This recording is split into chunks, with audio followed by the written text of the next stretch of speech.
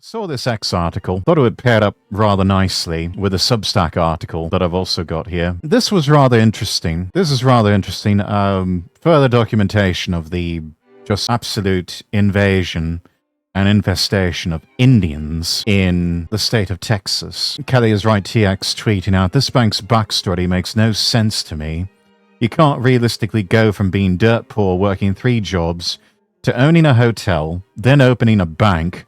If you've ever tried to get a business loan or open a business, you know you have to have money in the bank and assets. If every poor person could open a bank, we would all do it. I call BS. So do I. If anyone knows anything, I've actually looked into what it would take to open up a bank. A metric fuck ton of paperwork, lots of solicitors working on it for you. You would have to raise capital. You would have to make sure that all of your I's are dotted, all of your T's are crossed as far as regulations go, because the Americans love to regulate the hell out of any bank in the country. It's actually a lot easier. There's still some red tape involved, but it is easier if you are going to open up your own financial institution in America. It is easier to open up a credit union than it is to open up a bank. There's special licensing, lots of regulation, I think, involved with both, but especially hard to open up a bank these days. And yet somehow, this lot, who all happen to be named Patel, managed to do it. It's called State Bank of Texas, and this from Christina Aguayo. The Indian-run State Bank of Texas funnels almost all SBA, that's the Small Business Administration, loans to fellow Indians who own 89% of all hotel properties in Texas, effectively monopolizing the industry. It extends beyond hotels to petrol stations, where recent cases of multi-million-dollar SBA loans to Indian-owned operations have sparked fraud allegations, highlighting potential abuses in federal lending. The State Bank of Texas, run by CEO Chan Patel, has become a key player in funding the motel and hotel sector. I mean, look at any hotel on a map, call them up or walk through the door, and you will find Indians working at it, and more than likely the owner will be last name Patel. Critics, however, question whether such concentrated lending, often backed by federal Small Business Administration guarantees, represents fair competition or a form of ethnic favoritism that edges out native-born Americans in their own backyard. It's the latter, not the former. There's nothing fair or competitive about it. The bank is entirely composed of Indians, specifically from the Patel community from Gujarat in India. Chan Patel is the CEO and chairman. He has experience as a hotelier who started with one property about 50 years ago, back in 1976, shortly after he immigrated from Mumbai, and then grew to 17 before entering the banking world. I mean, not bad for 50 years' time, but to go from that, a handful of properties, to all of a sudden you own your own bank, and you're giving multi-million-dollar SBA loans to your own people, and only to your own people, it's still a bit sus. Sushil Patel is the president. Rajan Patel is the chief lending officer. The board of directors, all of them with the last name Patel, well, except for these two, Kishore Bika and Yasmin Gupta. And then you've got advisory directors, Toral Balakrishnan, and then 2 other people, last name, wait for it, Patel. Vivian Moon, welcome in, good to see you. Still rather be tight-belted than my last job. They considered themselves a family, except with different letters to match the company better. Sniffs significantly of Somali-style fraud, but for SBA loans. Oh, this isn't even the half of it, Alec. This is not even the half of it. This lending primarily to Indians has contributed to an Indian monopoly in Texas hotels, where immigrants and the descendants now own about 89 to 90% of all hotel properties. They own almost all of them. Almost all of the hotels are owned by someone named Patel in the state of Texas. Nationwide, the numbers look a little bit better.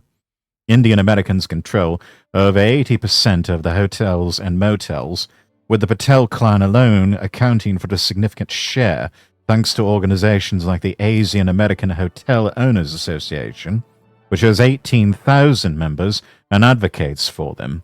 Many Patels arrived via chain migration, where one family member was able to come into the country, then was allowed to bring his entire family, cousins, uncles, etc. into the United States, creating migrant enclaves in states like Texas. This has led to whispers of cartel-like behavior, as seen in historical reports of the Patel Motel cartel, where Indians are given loans and everyone else is denied. I mean, that's how it works. Everyone gets denied except for them. They only make loans to their own people. Yes, it's discriminatory. Yes, it's highly illegal.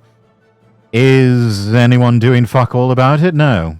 Nobody's doing a damn thing about it. This is all going unchecked, and in part because so many of these people are so able and willing to write very big checks to Republicans in Texas and Democrats everywhere else. Now, I heard this, the Patel Motel cartel from white papers and the DEI loans that displaced heritage Americans from the motel industry. There's a chap named Dylan Patel who tweeted this last year. Dylan Patel, writing, "My cast volleyball tournament in Dallas is unreal.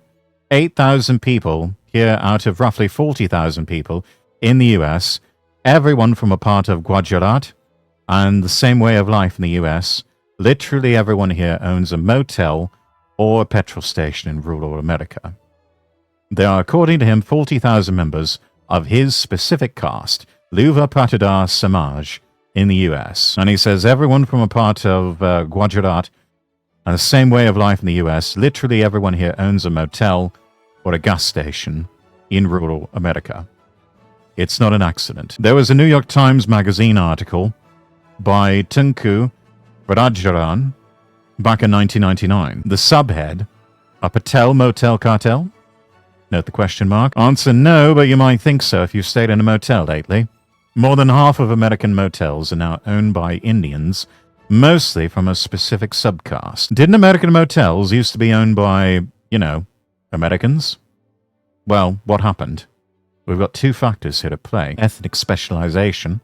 That's that whole meme of, I want to hire my own people, and you get enough people on the board that makes the hiring decisions, and then that's all they do is hire their own people. The caste that are membered of, mostly with the last name Patel, have been innkeepers and businessmen in India for centuries. I think the last name Patel is supposed to translate into the Indian language as innkeeper. There are a total of 150,000 people named Patel in the US. The 40K mentioned earlier is a subcaste of a subcaste. And then you've got what we saw earlier. DEI, affirmative action, minority preference loans. The Small Business Association lending hundreds of millions of dollars, up to $5 million at a time, to minority entrepreneurs, including Indian Americans who have never been officially discriminated against in the entire history of America. It's just special treatment because they're brown people. Most of them arrived in America after the Hart-Celler Immigration Act of 1965, which was passed 1 year after the Civil Rights Act made all official discrimination against minorities illegal. That same year, though, then President Lyndon Johnson, who signed the 1965 Immigration Act, made a famous and consequential speech at Howard University, which is credited with the birth of affirmative action, which is conscious discrimination in favor of black people against white people. There was an article in the American Scholar, William M. Chase, who is a supporter of affirmative action.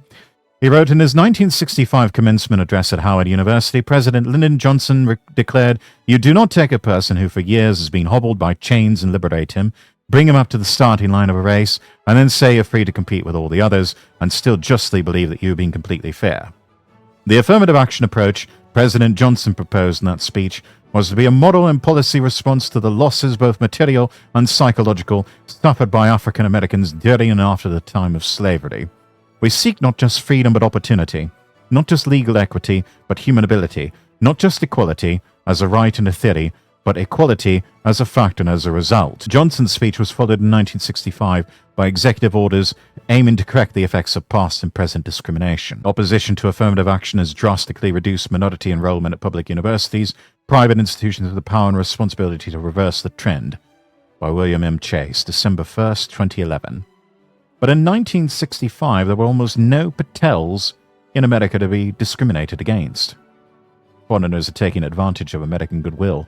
Yes, they are, and it's bankrupting the entire country because they're taking all of this money. They're not really putting it into the businesses properly, more than likely it's all just been ciphered off and sent back to the home country in remittances. But if you go to, say, the National Minority Supplier Development Council website, click through to see who gets to call himself a minority business entrepreneur, one of the photos is this bloke here, Asian Indian. A US citizen whose origins are from the Asian Indian region. Countries include Bangladesh, India, Indonesia, Nepal, Pakistan, Sri Lanka. In a January 30th, 2002 article for VDare called Why Not Just Give Them a Room Full of Gold or Immigration, Just Another Government Program, the author of this article, James Fulford of the White Papers Policy Institute, wrote this. But what about the much publicized virtuous immigrants who get jobs, start businesses, own homes, etc., etc.? Turns out the government is subsidizing them too. Recently, I found an email in my inbox saying the reason so many small motels are owned by Indian immigrants named Patel was because the US government was financing them. I didn't believe it. I cynically assumed it was some kind of legend made up by people who don't like immigrants. I should have been more careful when I pointed my cynicism.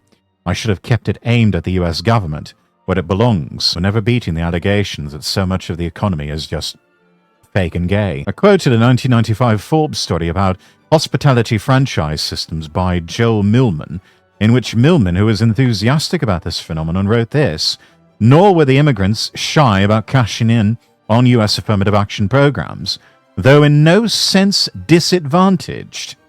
Patels qualified as a minority and tapped below prime financing offered by the SBA. Below prime meaning you are paying interest rates that are below the prime rate. Whatever is usually with most people, you are paying the prime interest rate, whatever that is, for the day or for the week, plus however much else, so that the lender makes a profit. These people are being charged below prime, so it's less than the prime interest rate. These are the sorts of loans that lenders lose money on, and yet they're still being made. And they are being made to people who were never disadvantaged in American society because they just so happen to have brown skin and qualify as a minority. When Indian-American journalist Tunku Varajaran wrote his Patel Motel Cartel article in 1999, he said that more than half of American motels were owned by Indians. The most recent figure is now 60%, or 3/5, accounting for 34,260 hotels across the United States. Indian-American owned hotels account for 60% of all hotels in the US, according to a new study conducted by the Asian American Hotel Owners Association. We heard about them earlier, in partnership with Oxford Economics, a global leader in forecasting and quantitative analysis. The study analyzed the share of US hotels and rooms owned by the members of the AAHOA, which is predominantly made up of Indian origin hoteliers, hotel operations, hotel guest ancillary spending, capital investment, and indirect and induced impacts supported by AAHOA hotels in other parts of the US economy. As you can see, study was paid for by the AAHOA, Asian here meaning Indian, not Chinese, the kind of ethnically exclusive association that whites are simply not allowed to form. Dante Valentine, welcome in. Good evening, Lord Rexford. Glad to be on this weekday. Is it already tomorrow for you? No, it is still Thursday. You might forget that I live in exile in America. And we are talking about an issue affecting Americans. So American hotels went from 100% American-owned to at most 40% American-owned since 1965, and your taxes paid for it. But that is not the only thing that your taxes paid for. I need to go find this here. Oh, here they are. From Robert Sterling. During the Biden administration, H-1B visa holders were buying houses with 97% to 100% financing. 97% would come from the FHA, with the rest coming from state first-time homebuyer programs. That means zero money down, thanks to programs that were supposed to be helping low-income American families buy their own homes. FHA loans to non-permanent residents quickly grew to represent 6% of mortgage issuances.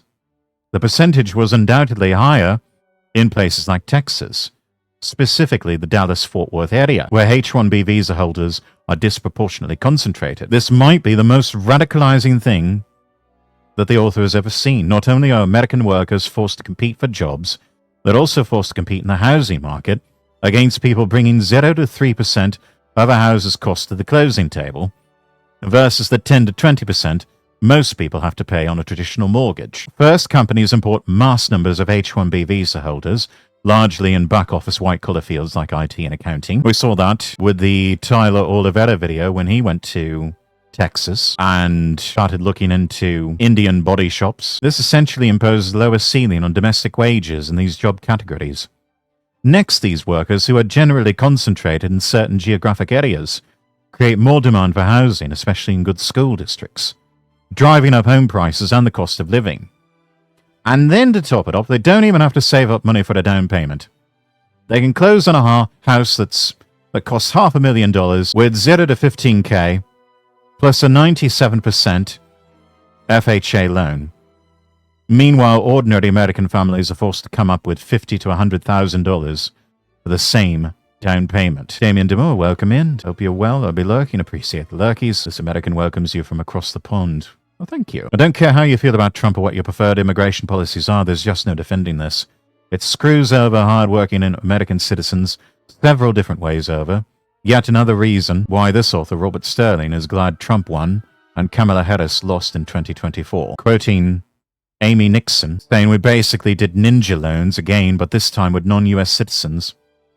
Many home builders, like Bloomfield Homes in Salina, Texas, for those of you who don't know, is a suburb in the far northern part of Dallas-Fort Worth, offered access to FHA loans for H-1B visa holders through their preferred lenders until May of 2025, when Trump had the Department of Housing and Urban Development shut these lending practices down. Some of these FHA loans offered 100% financing through a combination of a standard FHA loan and access to state-assisted first-time home buyer grants for the 3% down payment. Yes, you read that correctly. Your tax dollars funded home buying grants for non-US citizens during the Biden administration. Is it just a coincidence, then, that home prices began falling at a rapid pace in Salina, Texas, almost immediately after Trump shut this program down? How many people bought a brand new home with zero money down at peak 2022 to 2024 pricing? You won't see an impact at a national level, but you will see it in certain markets with a lot of H-1B tech workers and new construction. Starting to think India's not an ally, not a friend at all, subtler than China. Yeah, no, they're not a friend, they're a leech. They're all leeches, and they have to go back. Every single one of them. That means millions must go. Therefore, millions must go. Tiptio writing here, while we were tightening the belt looking for ways to cut costs in order to save up the 20% down, we needed to buy our first homes. H-1Bs were getting 3.5% down loans, and they didn't even have to come up with that 3.5%. That was given to them as well. I'm about to crash out. That'd make anyone crash out. There's no fairness in that. There's no equity in that. It's just discrimination against Americans, and particularly against white people, in favor for a lot of room temperature IQ, functionally retarded brown hordes coming in here, stealing jobs, stealing land, stealing homes, stealing money, and yes, even stealing businesses from people. I mean, I don't know how many of you have been to a hotel recently, especially one that is owned and operated by someone named Patel, but many of them are flop houses. Many of them are absolute shitholes, because there's not a corner they won't cut. There's not a fire marshal or a property inspector they won't bribe to look the other way, while their whole bloody structure is on the verge of just completely collapsing in on itself. That's who we're dealing with. We're dealing with flophouse operators and people who would gladly turn some of the finest hotel properties in America into roach motels. When you have a leech attached, you best use salt to remove it. Yes. Or perhaps even do like Naked Snake. Use a lit cigar. I know what to do with leeches. Nice Rupert Lowe reference. Thank you. It's true, though. If that means millions must go, then millions must go. Not to derail, but have you seen the 18-year-old who was stabbed and then died after he was handcuffed instead of the attacker? Some outlets not reporting the victim was arrested. Others are not. I heard about that. I don't think I bookmarked the tweet. So, Megalum, if you want to post something into stream suggestions over on the Discord, feel free. Like someone else, Matt Forney had one about this. I think it was yesterday or the day before. We will talk about Chud the Builder, but I want to get to this first. But talk of Indians, India's national obsession, in one screenshot, dozens of their own headlines, right here.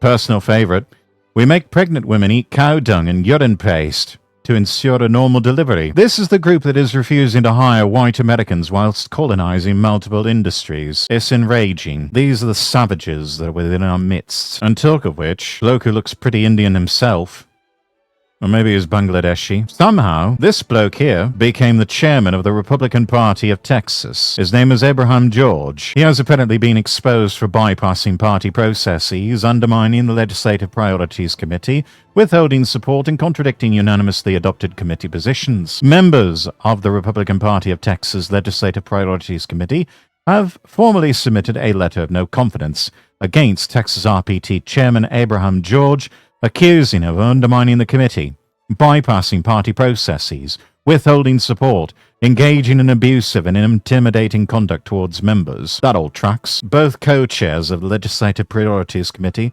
signed the letter, along with 5 out of the committee's 7 subcommittee chairs, representing a significant portion of the leadership structure responsible for advancing the RPT's convention-adopted legislative priorities.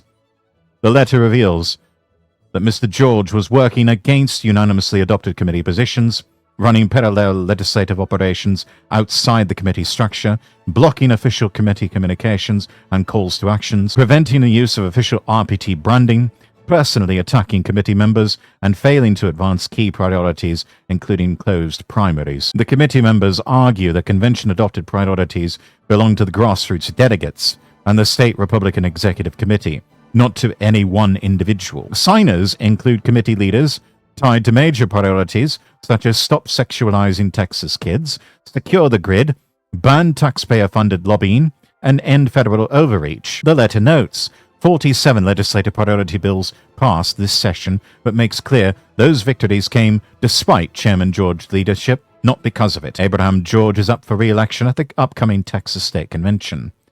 Grassroots conservatives are calling for him to be replaced. Oh, yeah, we'll get to this in just a moment. Hang on, try to anyway. Oh, look, there's cheese violence from a cute girl. Yeah, another quote tweet from Matt Forney about what Robert Sterling was tweeting about. The Biden administration was basically giving free houses to Indians. They were giving free houses to Indians. Trump cut the cord. The sudden wave of homes for sale in the Dallas area are likely Indians who suddenly found themselves underwater on their mortgages. Good. Let them be underwater. Let them lose money on that. Let them lose everything. Late at night, so I cannot guarantee I do not doze off. Happy Christi Himmelfahrtsdag from the small kingdom of Denmark. I have no idea what that is, Harold, but thank you. Also welcome in. Will you end your exile when Rupert Lowe becomes Prime Minister of the UK? If so, I hope you make a splashing return, biblical in proportion. That remains to be seen. I think it would be wonderful if Rupert Lowe became Prime Minister of the UK. Don't know if I'd go back. Don't think I would. I've lived in America for a long time now, and safe to say I've gone native. So don't really know if I'd go back. I'd think on it, but no promises. Oh, thank you for the hydrating stretch. Oh. Feast of the Ascension of Lord Jesus Christ. Yes, Christ is King. A Native American in everything but vice. Yes, but not the Native American that wears feathers and does rain dances. I do shoot guns, though. Rather enjoy that. Ye howdy haw. Lord Rexworth a decade from now. Yes. Ye haw, you lot. Pew pew is American. It is quite American. Used to be quite a British thing, too. And then we just sort of forgot who we were. At least feel free to visit Tennessee or buy your pint. Actually been through Tennessee a few times. I don't like it. Oh, don't know if anybody saw this. From Official Layoff. Great account on X. Apparently, the new trend is silent layoffs. No CEO memo, no press release, no WARN Act filing, just employees showing up on Reddit saying the roles were eliminated, and a lot of them. You had Nick Plum making this prediction in October 2025. Let's unmute the browser audio for this one. He had this to say. What people were laid off. In the state of Washington, 670 software developers, right? What's the number one piece people are saying on this critical tech skill? And what do we call that job? It's a software developer. The number one most critical skill was just dump cold turkey, right? And I remind you, these are 3-year visas. They could have just let them expire. Could have, but they did not. Right. So here's what's really going to happen. You asked me a question. Someone, I think it was you, as a business, or I said I'd answer differently. Citizen versus a business person. The reality is, all of these big companies that have invested money in AI now are going to have to make it, and they have 2 choices. One is realize all of the ROI, or 2, disrupt the entire labor market in the economy. And they've got to balance now how quickly they can, it's a yin and yang. How quickly can I realize, or how much ROI can I realize without disrupting? And we're fine-tuning. It's fine-tuning right now. A/B test message comes, what was the first message that came out? 30,000. That went crazy. The initial reaction to that was pretty bad. Next day, only turned 14. I'm just saying how I would do it. I'd A/B test message, and I'd fine-tune balance all the way down until Americans have enough. And then the electorate is changed. There's no voice. No CEO memo, no press release, no WARN Act filing. Amazon announcing back in October 2025, 30,000 cuts. Backlash was massive, so they said, okay, only 14,000 will be made redundant. But that was still too loud. Kept walking it back. But now, in the month of May, in the year of our Lord, 2026, they found the formula. They say absolutely nothing at all, and they just quietly eliminate roles. At each work site, all the cuts are kept under 100, so they never have to trigger the WARN Act. If you're going to do mass layoffs, you have to do some sort of public announcement. You have to do a public filing about it. But if you keep it all under 100 and just do a slow trickle, you don't have to file. And if you don't have to file, that means it's not in the public record. No public record means no one in legacy media anywhere else is able to notice it, except for these official layoff here. But no record means no headline. And no headline means it's not going on. Rosso, welcome in. Good to see you. How you doing? Now, do we know 100% that Amazon is doing that? No. But that's the point. The WARN Act requires a 60-day notice if they're going to do mass layoffs. But if you stagger those redundancies, spread them across multiple sites, and never use the word layoff, in other words, you don't call it a layoff, then you never actually trigger it. Basically, it's only a layoff if you call it a layoff. Is it legal? Well, the law says deliberate structuring to avoid the threshold is a violation. But here's the key. The only way they can enforce that is through private lawsuits. And the only penalty? 60 days back pay. That is a rounding error for a company as massive as Amazon. And meanwhile, they continue to be the #1 abuser of H-1Bs in all of America since 2017. There were some quote tweets about this. I think I might have posted it in the Discord somewhere. Let me see if I can find it. Was it under news and politics? I think it might have been. Maybe it was business and finance. Oh yeah, it was the original tweet from Nick Plum. Silent layoffs debut as the preferred method in 2026. Testing proved mass layoffs led to unwanted resentment. Now there will be no noise or big announcement, just quiet role eliminations. Capital is not just winning, it is automating the opposition, and Amazon is providing the blueprint. So expect more people, more companies to follow this. Expect more companies to follow suit, especially as the economy continues to just slowly crash into the ground. Maybe they need to save that money for the must-watch cities, Rings of Power. I have no idea. Don't really care. Amazon has just turned into such an evil, evil country. You know what's not evil, though? Cat girls. And this was making the rounds a day or two ago on Bilibili, uploaded here to X. They've turned some of the NTE waifus into kitties.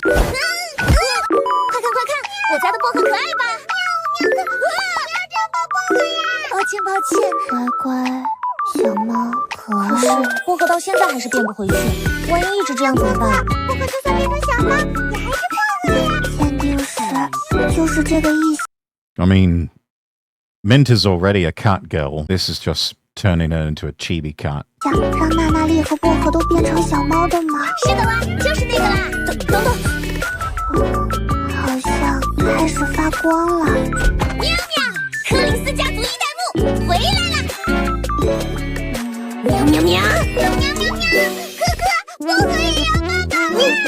Someone's jealous.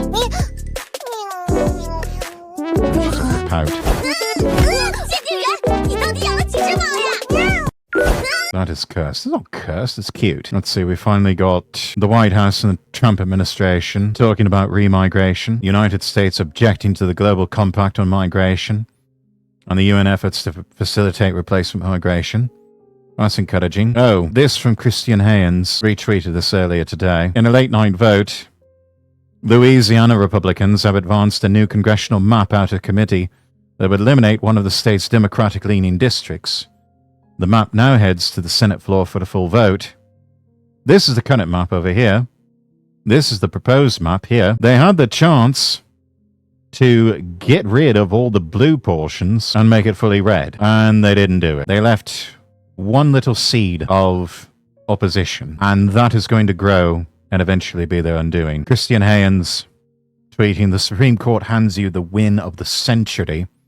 Your voting base is begging you to take the free shot and pick up 2 guaranteed congressional seats. And the Republicans in Louisiana decide to intentionally fumble the football on the goal line because they are afraid of negative PR from people who already hate them. It's outrageous that Republicans in South Carolina and Louisiana intentionally want their own side to lose because they think winning is somehow a violation of principle.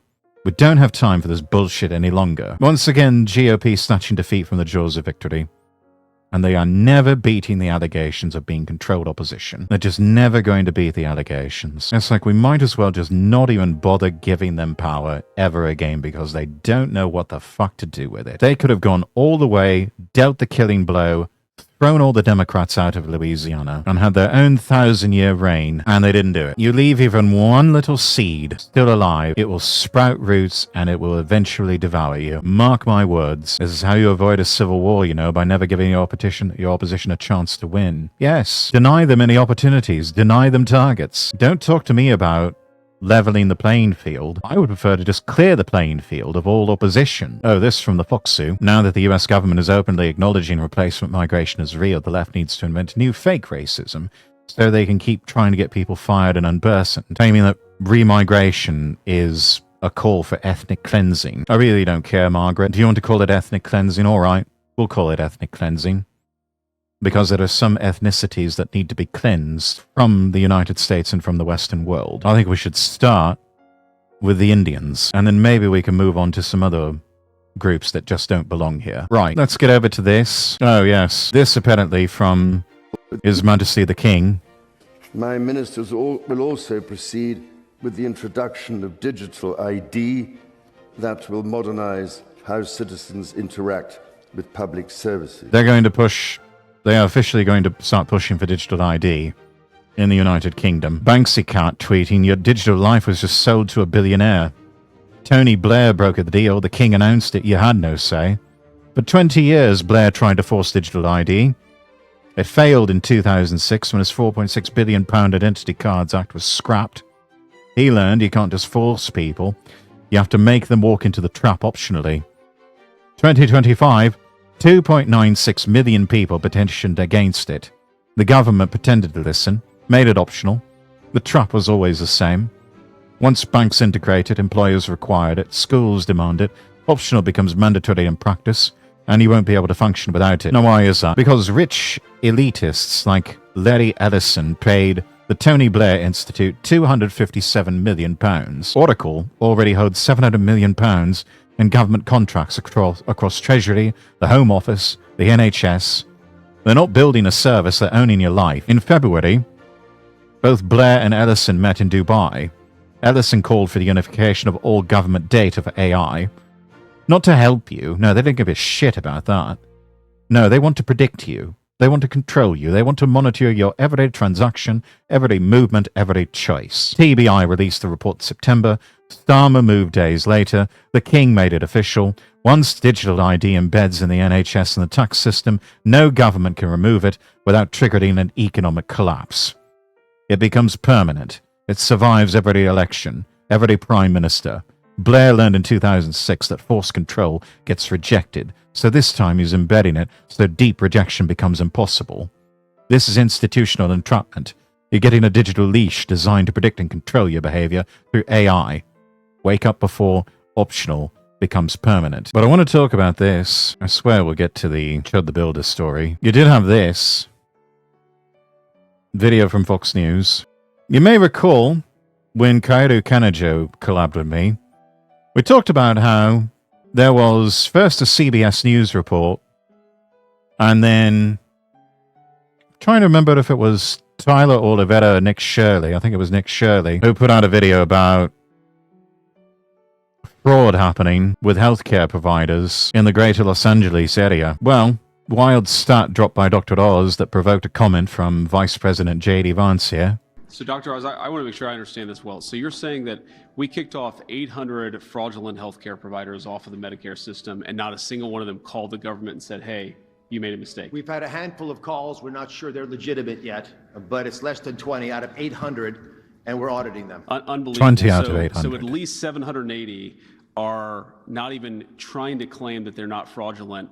And again, those are businesses that we were giving. Because they know they'll be audited, and they know they'll be found out, and many of them will go to prison, and some of them might even get deported. Hundreds of They're just roaching out.